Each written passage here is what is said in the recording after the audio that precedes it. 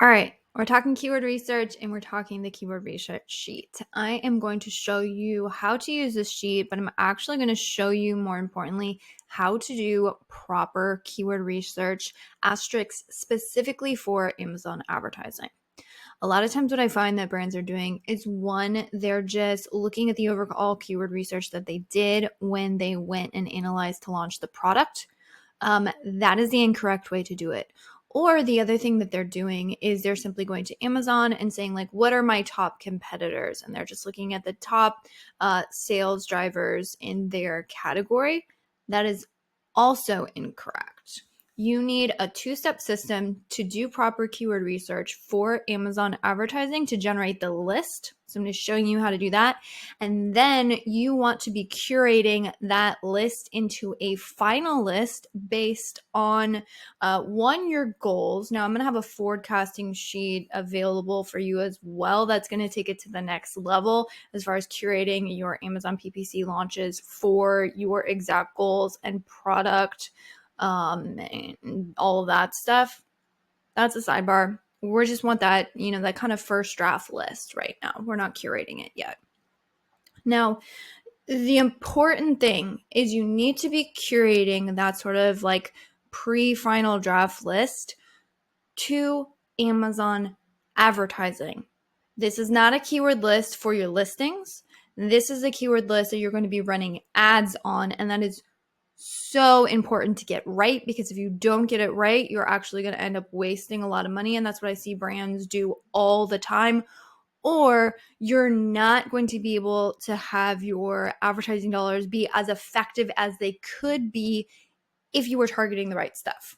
So let's get into how we draft our sort of like pre-unfiltered list from using Helium 10. Then we're going to go through how to use this keyword research tool. And then if you want to take it a step further, which I highly recommend you do, you would then put your final draft list into our forecasting tool, which allows you to further curate your list based on your goals and what you can afford, because that is the other major issue that I see a lot of brands having, is they don't actually take a look at what am I trying to accomplish, what can I afford, and then curate their Amazon launch strategy based on that, which again ends up losing a lot of money and wasting a lot of time. So I digress. Let's get into it. We are assuming for the purposes of this demo that we are launching a folding table. And for these purposes, let's go through and let's find which product is, quote, ours.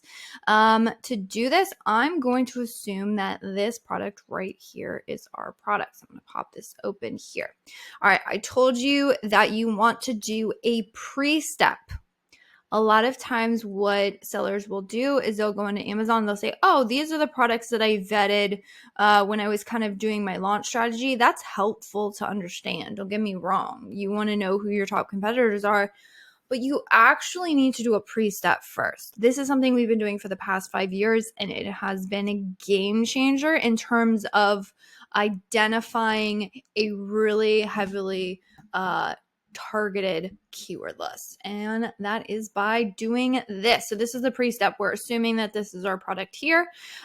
We need to take a look at the product. We need to take a look at the features. What does this offer? Chairs don't come with this. This has an option to fold in the middle. Are there any specific dimensions? There's locks on this. It's secured with L-locks, which is pretty standard for tables. It has a soft handle, which is nice to know. So basically anything that is unique to your product, you need to know it before you do keyword research.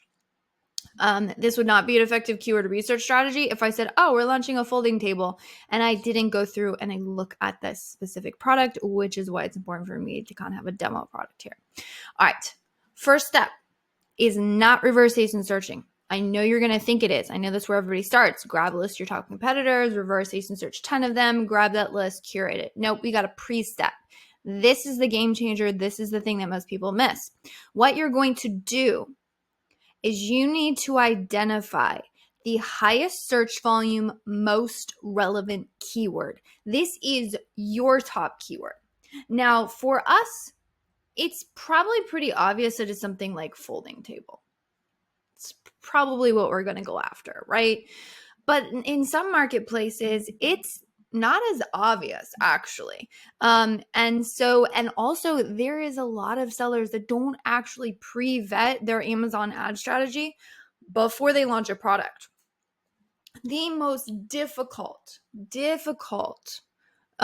categories to launch products on. I'm strictly speaking from an ads perspective here. When I talk about keyword research, I'm not talking about listings.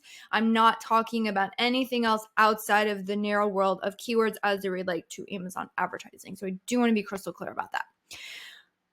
But what a lot of sellers don't do is the most difficult niches to launch in are the ones where there is all the search volume for those specific products are heavily concentrated on 1 to 2 keywords, and there is no additional long tail search volume outside of a handful, typically say 1 to 2 keywords. A lot of times it's just one.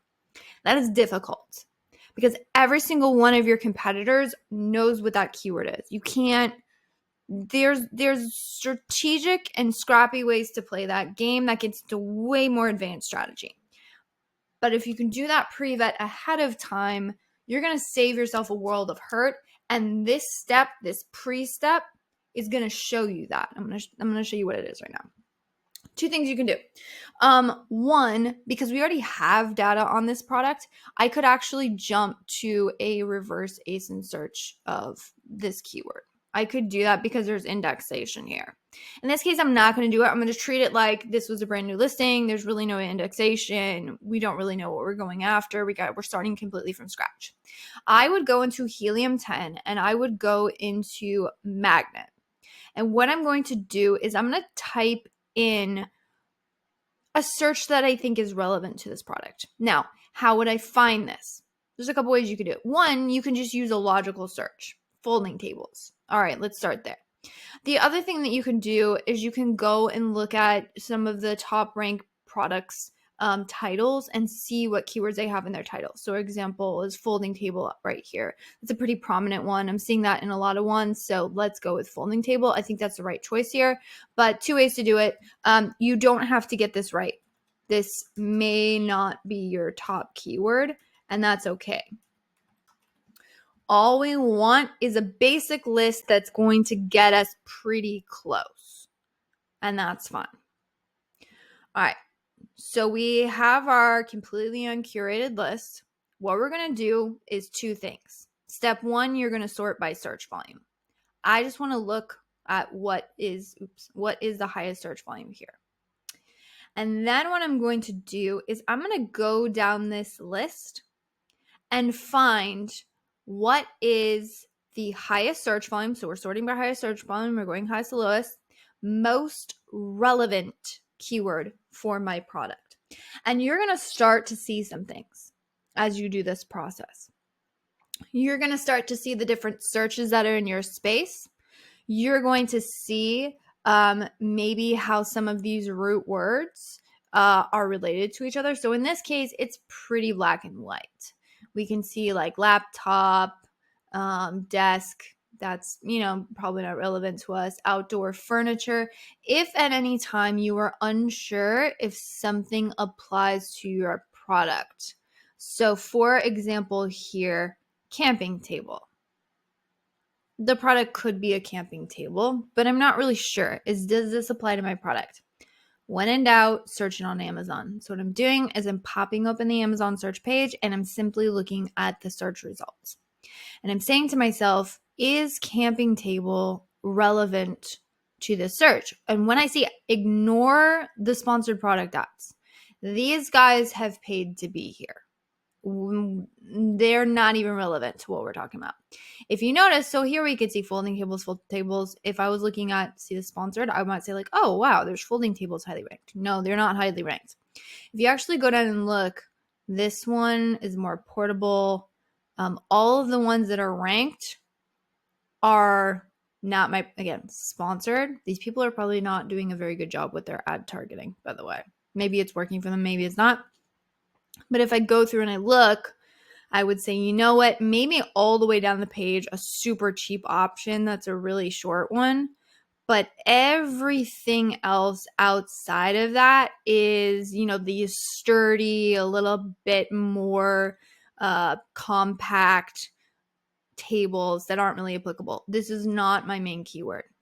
This is not a good keyword for me. I would not go after this on launch because it's not specific to my product. My conversion rate on this keyword is going to be not great, especially if I'm launching with no reviews, and I'm going to waste a ton of money on this. This is not mine. So now I know whenever I see camping table, this is probably not going to be very specific to my product. Another one, patio table. I can be pretty certain that this is not applicable, but again, I might search it if I have any questions on it. And I would say, well, no, okay, this is obviously not anywhere close to my product. I don't need to go after things with patio table. And so you can see how in this process, again, this is very specific to this particular niche, but I might say like, oh, card table. That's interesting. Okay, I think card table may appear. Well, okay, so these are in fact folding tables. Again, these ones are sponsored. Ignore them. It looks like it's more square tables. There's one here. It seems to me they're more square. Okay, so card tables are square. So if I had a square variation, maybe that makes sense. And I say there definitely is some that are rectangles, but majority of these are square because if you're playing cards, you probably want a square table. That's interesting. So if I do have something that's applicable to this, then maybe that works for me. But in this case, I can be pretty confident. Okay, so they are a foldable table that is like mine, but it probably has a different shape.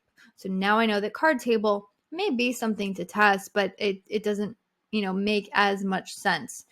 Folding bed, obviously not. And so you can see how I'm going small folding table, another great one. So I know I have a table, and if we go back and we look at what the search was, we know that we have a 4-foot here. So my question would be, what does small folding table look like? It looks like it's more of the 4-foot. There's other smaller ones here. Okay, that's interesting to know. Maybe I would only advertise the 4. You see how I'm starting to understand the shopper search dynamic and understand what products and what searches shoppers are looking for individual products? This is a fantastic pre-step, right? And if you're really familiar with it, it doesn't have to take a long time. Really, your goal is to understand somewhat of the shopper search and then just find the highest search volume, most relevant keyword, which I actually skipped over so I could walk you through sort of what that looks like a little bit more. Because what you're going to want to do, again, this one has a really high search volume. You could see folding table right here, a lot of search volume on this. And if I pop it open, I will probably... Yep, I'm going to find exactly what I'm looking for and say, okay, this is like super relevant to my product. Everything here is ranked, is pretty much exactly my product. Fantastic. I know that this is my main keyword, right? But if I didn't find it that high up, I would be going down this list and I would say, okay, well, that's not relevant. And, card table is not as relevant. And the thing is that the more, like the lower down you go on that page, the more you're really trying to search for that specific keyword. Again, the lower the search volume is going to be. And so if I have to go way far down into that search grid to find a keyword that's relevant, well, I know one, there's not a lot of like high volume searches for my particular product.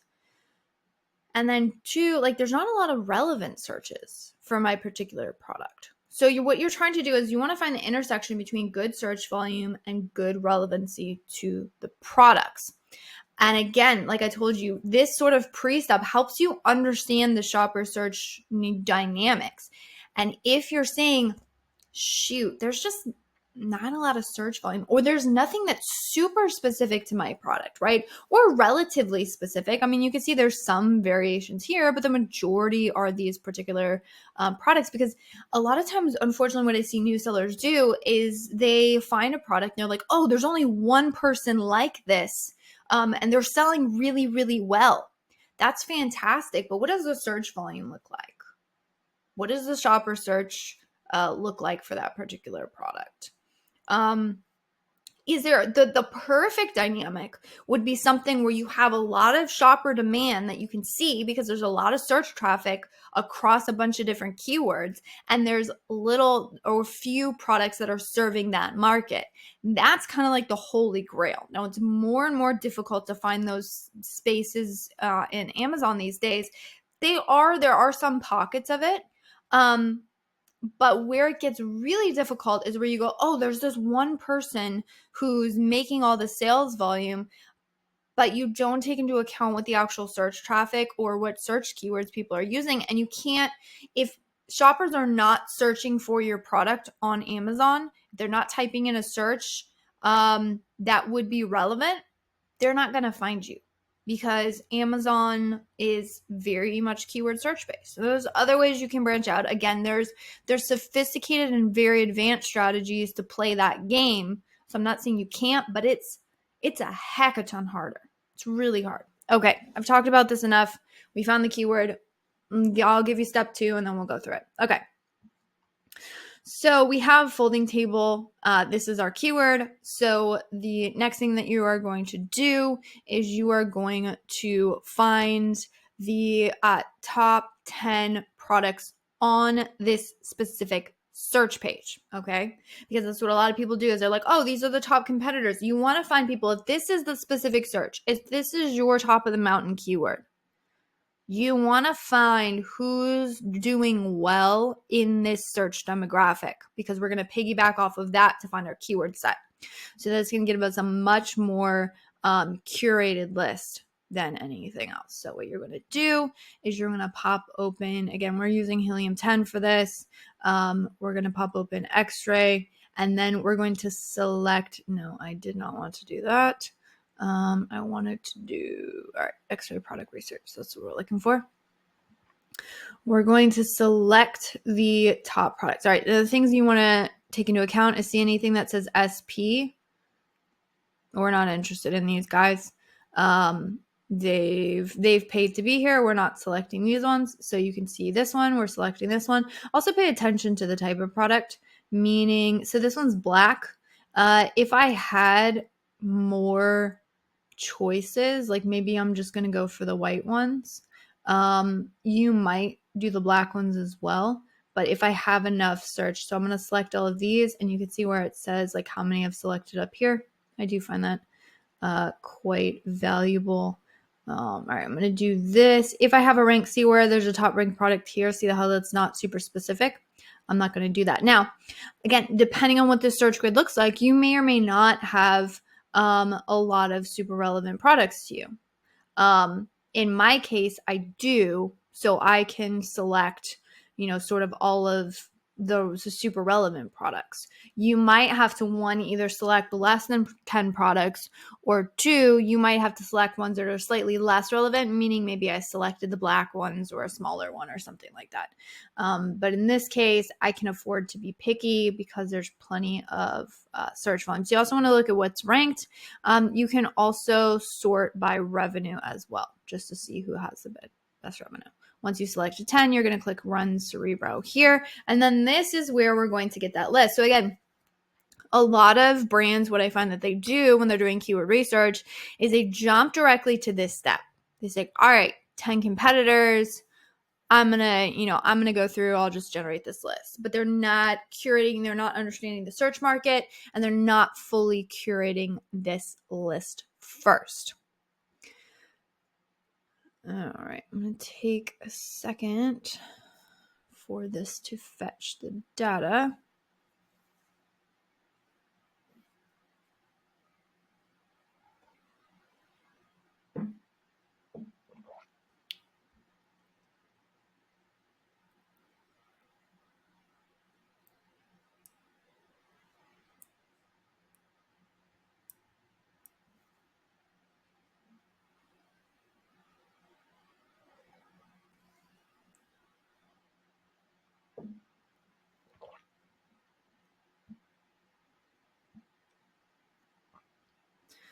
All right, we fetched the data. So we have our 10 reverse ASIN search. And here's where you can start to curate, or you could not curate. It's up to you.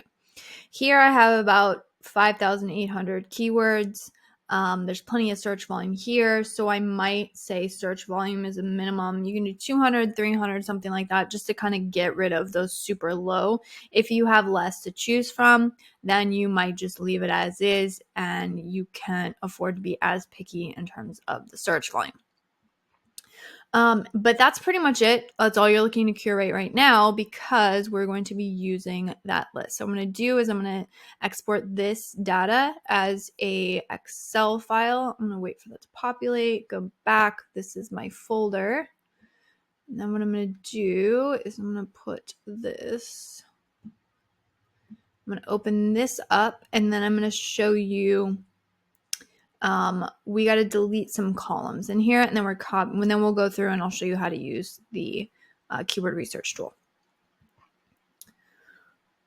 All right, so what we're going to do is we're going to delete some columns. So we don't need, let me do this so you can see it. Okay, we don't need keyword sales. We do need search volume. So I'm going to get rid of these columns. I'm going to get rid of search trend. I need the suggested bids. I do need those. I don't need the minimum suggested bids. So I'm going to get rid of that. I don't need sponsored ASINs or the competing products. I do need the CPR. So you got to keep that. I'm going to delete all the way from title density. You want to keep the position rank. This is important, but everything from title density to position rank, we can delete that, get rid of that. I'm going to get rid of relative rank, competitor average, competitor count, all the stuff up to where I can see this one ASIN. I'm going to delete this. For some reason, what Helium 10 does, and to be honest, I don't know why they do it, and it drives me up a wall. This position rank actually applies to the first ASIN that we dropped in here. And then everything else displays the ASIN. Again, it drives me up a wall, to be honest, but here we are. Okay. Now what you're going to do, you want to absolutely make sure that these columns are correct. So I'm going to go back to my keyword research sheet so you could see the unfiltered list. So we have keyword, search volume, suggested bid, suggested bag order, so organic rate. So this is a CPR, product 1, all the way to product 10. So this is correct. So what I'm going to do, these have formulas in them. So I'm going to go to D4 right here, and then I'm going to copy. I recommend or paste special values only, because if there's any formatting or stuff, it'll get rid of that. All right. Last thing to do is make sure that these columns are carried all the way to the bottom, which they are in case you had more than 19,000 keywords. You'd need to drag down these formulas, but otherwise we should be good to go. All right. Everything can be left alone. This actually gives you a relative rank, and this counts any competitor that is ranked higher than spot 90. Which can be helpful, which means they're on the first page. If you wanted to go higher than that, you could say 120, or they're ranked pretty high, spot 90. It's at least they're on page 1 is what we're filtering for. All right, so this is our keyword list, but we want to curate it. And so to do that, get rid of this. It's old stuff. We are going to be looking at this list right here. Okay, so what this keyword research tool does is it allows you to quickly filter for things and find stuff. So the search volume filters out anything that is 500 or less. Where that can be helpful is you can see the number of keywords returned. If I said I want to be at least 100, notice how this significantly increases. So in this case, like I said, we can afford to be picky. The relevancy score, this means how many of these competitors that we got were ranked at least on page 1, because remember we did 90 position ranks. So that's where that relevancy score comes in. Notice here, because I only have it by 1, you can see things like white desk. This has a relevancy score of 1. This is not very relevant at all. You can see patio, outdoor side. See how these start getting really irrelevant? And then notice this, where it says folding table, how this is a relevancy score of 10. That means hey, this is super relevant to us. So how I would use this is I would set it minimum to a relevancy score of 4. is what I would be looking for. See how all of a sudden now we still have outdoor table and camping table and card table, and a lot of other things. Folding table 6 foot gets a little better.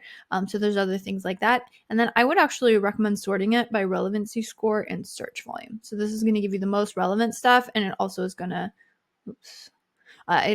sort it in terms of search volume. So this is just a really nice tool to like sort and filter things. Other things that are helpful is word count. So this just says, hey, I want it more than just a single word. In this case, I don't think we have anything that's a single word. If we did a relevancy score of, say, 1 or even 0, we probably would find something, see where it's just like desk.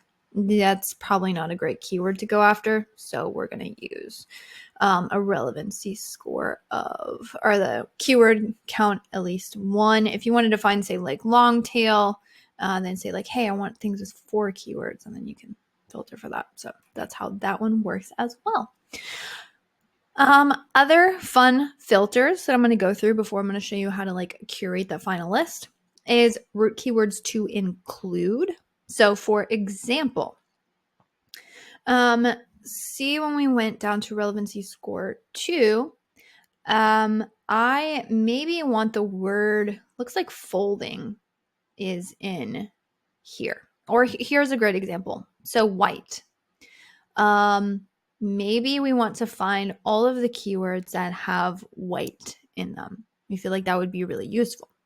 You can put root keyword to include. Now you can only do one word at a time, but if I put white, this is now going to only show me all of the terms that have white, which may be helpful for me if I'm looking to generate some sort of list. Furthermore, the root keywords to exclude would be, for example, let's say I don't want anything with desk in it. Let's say I was finding a whole bunch of stuff with desk, and I'm like, I don't want desk. I can, let me just do this one. Let's say we don't have a 6 foot. I would put 6 foot in here, and then notice how that get rid of anything with 6 foot. So that can be helpful to curate the list. Other things that are nice to know: number of keywords returned, number of competitors analyzed. So if you couldn't find 10 competitors that were like you and you can only find 3, then it would say like, hey, there's 3 competitors analyzed, which lets you know that like, hey, I would probably want a relevancy score of like 1 or maybe even 0 because I'm not analyzing. It's not going to count up to 10. That's how this would play into the keyword relevancy score. It's going to give you an average suggested bid, average max bid, which is helpful when you don't see stuff like this. And the bids are actually going to play into the next tool, which is the forecasting. But with all that being said, let's make our list. So this is going to be our final list of keywords. How you're going to do this is you're going to find the stuff that you like.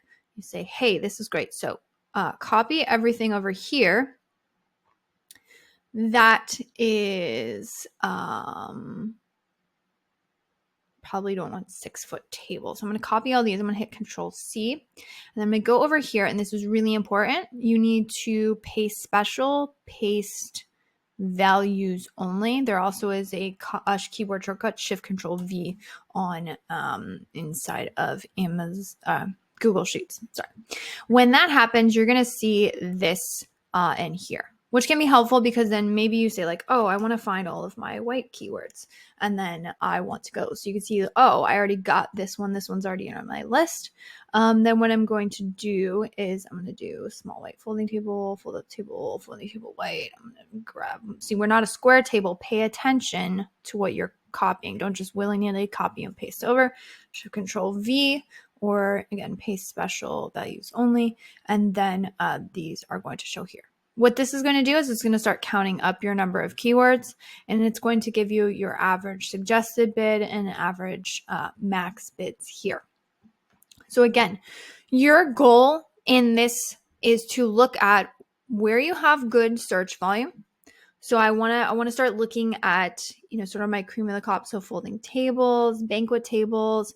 Again, if I find anything like this in my list, this has a keyword relevancy of 10. If you're still unsure, go to Amazon, type it in, do the exact same research we did before. You're looking at banquet tables. You know what? All of these are super specific to my product. That's actually apparently a very good keyword for me. So in this case, I would want to grab banquet tables and put this here. And so again, you're finding out, be careful. You can get brand terms. So this is a Costco folding table. Maybe this, folding table is Polarable. You can see how there's so many search terms here. See how there's just a ton of search traffic? And yeah, maybe this particular keyword is crazy bananas and it's probably going to be really expensive to advertise on. But look how many other great searches we have that have some pretty good search volume associated with it. So even though this category might be super competitive, and it is, there also is room for me to play here, which is really helpful. So this is how you do this. And then what you want to do is, again, in the case of Amazon advertising, you want to go after relevant keywords. You want to look super specific. Where does this keyword fit? And then this two-step method. So going first, looking at the keywords and kind of curating that, then taking it a step to the reverse ASIN search. And then finally, this keyword research sheet will help you to just kind of quickly sort and filter the list, curate it. I mean, you can sort by things by daily orders. By the way, this is Helium 10's CPR score, which is how many orders on average they think you're going to need to have to rank the product. And so you take the CPR score and you divide it by 8. That's how you get this. So that could be helpful as well. Or you can sort just by search volume if you want to. So what's the highest search volume? Obviously, you're going to get somewhat irrelevant stuff. We typically sort by relevancy and then search volume, which can be helpful when curating these things. So that's how to use the keyword research. Highly recommend you do it in this way, and this sheet should help you exponentially speed up the process.